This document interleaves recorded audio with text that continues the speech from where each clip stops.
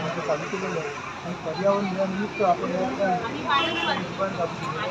संपूर्ण मानवाचे पदार्थ जागतिक कोकणाचे पदार्थ आणि मराठी लोकांना जास्तीत जास्त मराठी पदार्थ मी दुकान चालू केलेलं आहे.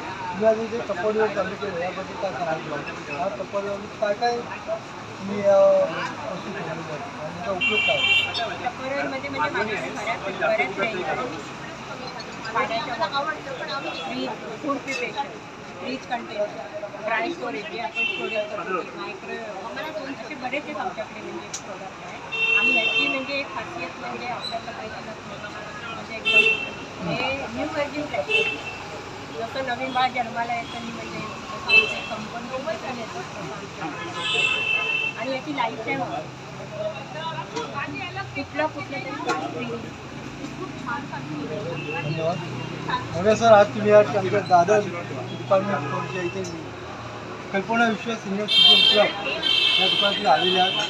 आज पर्यावरण दिनानिमित्त तुम्ही नाटकात कामं करतात, दिग्दर्शक आहात, लेखक आहात, तर या दुकानाबद्दल आणि पर्यावरणाबद्दल काय सांगा? वेगवेगळे आज तुमचा हा उपक्रम बरोबरच चालला. आज इथे येऊन बरं वाटलं.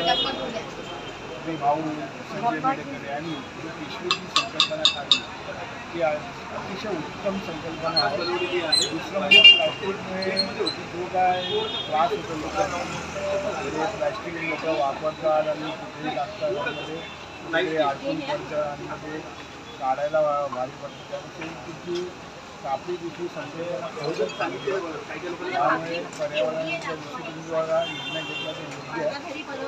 तुमचं एक काय चालू आहे उपक्रम त्याला माझ्या शुभेच्छा आणि तुमच्याबरोबर नेहमी आहे. धन्यवाद राजू मोरे सर.